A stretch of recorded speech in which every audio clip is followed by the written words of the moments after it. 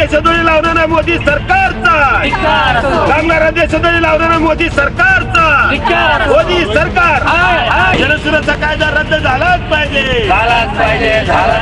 केंद्रातील मोदी सरकारचा। केंद्र सरकारकडून लागू करण्यात येणाऱ्या जनसुरक्षा कायदा विरोधात कामगार संघटना महासंघाच्या वतीने जिल्हाधिकारींना निवेदन। केंद्रातील मोदी सरकारने जनसुरक्षा कायदा आणून संघटित व असंघटित कामगार संघटना यांच्या जनसुरक्षा कायद्यात समाविष्ट करून मालक धार्जिण्य कायदा अंमलात आणण्याचा प्रयत्न करून भारतीय संविधानाची पायमल्ली करीत आहेत। या घटनेच्या व कृत्याच्या विरोधात सोलापूर कामगार संघ व महासंघाच्या वतीने जिल्हाधिकारी यांना महासंघाचे निमंत्रक विष्णू कारंपुरी महाराज यांच्या नेतृत्वाखाली तसेच महासंघाचे सचिव सायबण्णा तेग्गेळी, कार्यकारी सदस्य राहुल गुज्जर, महिला प्रमुख रेखा आडकी यांच्या प्रमुख उपस्थितीत शिष्टमंडळाद्वारे निवेदन देण्यात आले। यावेळी महासंघाचे पदाधिकारी व कामगार बंधू भगिनींनी जनसुरक्षा कायदा रद्द करा, मोदी सरकार हाय हाय, मोदी सरकारचा धिक्कार असो, मोदी सरकार चले जाओ, कामगारांवर अन्याय करणाऱ्या मोदी सरकारचा धिक्कार असो व कामगार संघटना महासंघाचा विजय असो अशा घोषणा दिल्या। जिष्णू कारंपुरी महाराज यांच्या नेतृत्वाखाली देण्यात आलेल्या निवेदनात रेखा आडकी, सविता दासरी, लक्ष्मीबाई गुंटला, राधिका मिठ्ठा, सायबण्णा तेग्गेळी, राहुल गुज्जर, विठ्ठल कुराडकर, गुरुनाथ कोळी, श्रीनिवास बोगा व महासंघाचे पदाधिकारी उपस्थित होते। कायदा रद्द झालाच पाहिजे, जनसुरक्षा कायदा रद्द झालाच पाहिजे,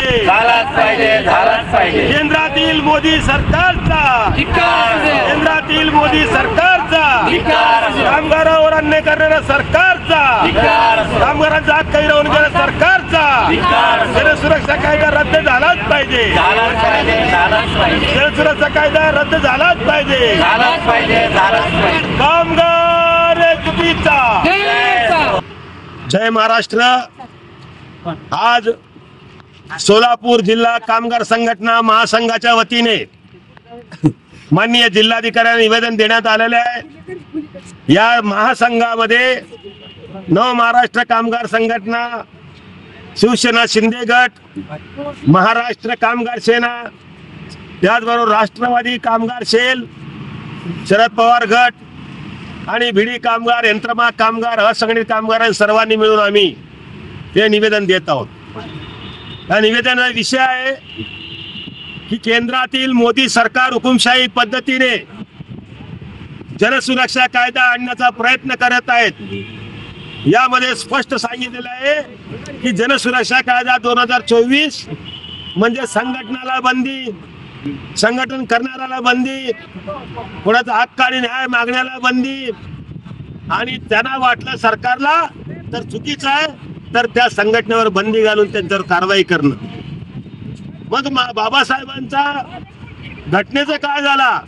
बाबासाहेबांनी दिलेल्या आमच्या हक्काचं, घटनेवर दिलेल्या हक्काचं आम्ही काय करू? ज्या हक्कावर गदा आणण्याचा मोदी सरकारचा प्रयत्न चालू आहे ते अत्यंत निंदनीय, निषेधार्ह आहे। सरकार ज्या वेळेला एकदा वाटतं आम्हाला की एक वेळेला आपलं पारतंत्र्य बरं होतं, पण स्वातंत्र्यामध्ये मोदी सरकार आमच्या हक्कावर गदा आणण्याचा प्रयत्न करत आहे। अक्षरशः बिडी कामगार, यंत्रमाग कामगार, असंघटित कामगार, कर्मचारी हे सगळं देशोधडीला आणणार आहेत।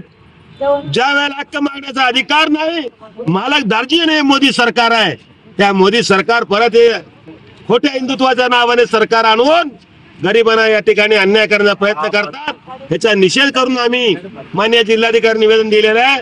जरा कायदा रद्द झाला नाही तर संपूर्ण महाराष्ट्रामध्ये नाही, संपूर्ण देशामध्ये कामगार सगळे एकत्रित होऊन पूर्णपणे या सरकारला उखडून टाकल्याशिवाय राहणार नाही। आणि सोलापुरामध्ये आमच्या महासंघाच्या वतीने तीव्र असं आंदोलन करू असा इशारा देतो।